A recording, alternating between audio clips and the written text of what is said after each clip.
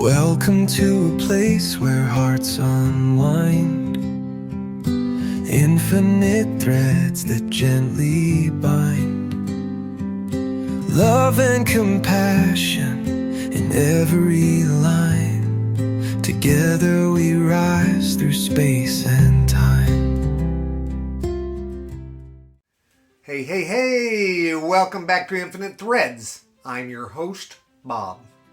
There are some people who change the temperature of a room just by walking into it. You know the kind of people I mean, too. The ones who make things feel lighter, safer, warmer somehow. And it's rarely because they're rich or impressive or endlessly charismatic. Usually, it's something quieter than that. It's the way they greet people. The way they listen, the way their presence seems to say, you can rest a minute here. Kind of like my grandma used to do. I think love often works like sunshine. Not loud, not demanding, just steady warmth, reaching places we didn't realize had gone cold. Most of us know what emotional coldness feels like. The feeling of being unseen. The feeling of speaking and sensing nobody is really listening. The feeling of walking through life guarded because experience taught us to expect disappointment. That kind of cold settles into people over time. Sometimes so gradually they don't even notice it happening. Then, one day, somebody treats them with genuine kindness, and they almost don't know what to do with it. Because warmth can feel unfamiliar after enough winters inside the heart. But once people experience real warmth, something begins to thaw. A guarded person smiles more easily. An anxious person breathes a little deeper. Someone carrying grief suddenly remembers what hope feels like, at least for a few seconds. Love does that. Not always through dramatic gestures, sometimes through consistency, through gentleness, through simply being somebody who brings light instead of heaviness wherever they go. I've met people like this throughout my life. Some were relatives, like my grandma. Some were friends. Some were people I only knew briefly. But I still remember how they made others feel. That's what stayed behind. Not their accomplishments, not their status, their warmth. And honestly, I think that may be one of the greatest things a human being can leave in this world. Not perfection and not power, but warmth. The kind people remember years later when life gets hard. I also think many of us underestimate our ability to become that kind of person ourselves.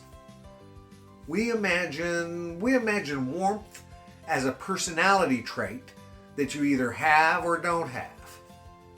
But guys, I don't believe that. I don't believe that at all. I think warmth is often a decision, like most things. We decide, we make a decision, we make a choice. It's a way of moving through the world, a willingness to let kindness remain active even after disappointment.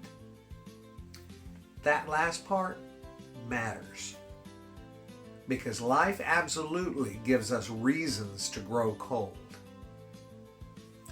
Heartbreak, stress, cruelty, exhaustion, betrayal.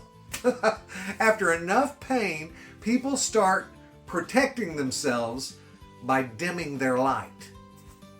Sometimes they don't even realize that they're doing it. In fact, most of the time they probably don't realize they're doing it. They stop smiling as much. They become shorter with people, more distant, more guarded. And to be fair, sometimes they're tired, deeply tired. But every once in a while, somebody chooses to stay warm anyway. Not naive and not weak, but warm. And that choice can quietly transform the lives around them.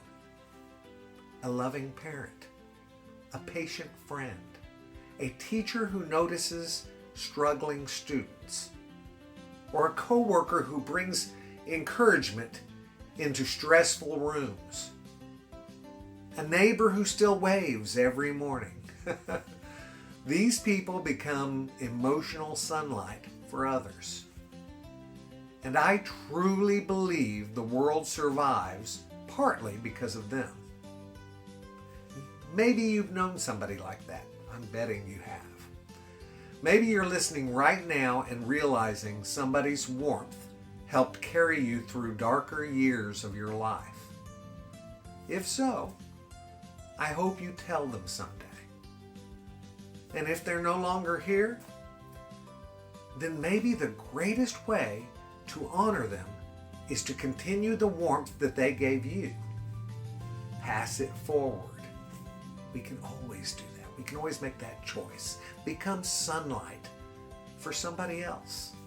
Because this world already has enough coldness, enough suspicion, enough emotional distance. What it needs more of is people who still know how to bring warmth into ordinary moments. People who still smile with sincerity. People who still choose softness when hardness would be easier. People who make others feel less alone. So today, guys, maybe send encouragement. Maybe laugh a little louder. Maybe let somebody know that they matter to you. Maybe become the kind of presence that helps another human being feel safe enough to thaw. You never know how long somebody has been standing in the cold. And sometimes love doesn't arrive like fireworks. Sometimes it arrives like sunrise, slowly, gently, warming everything it touches. I love you guys very, very, very much. And you know what I need you to do. Go out and pass that on, okay? Later, Gators. Bye-bye.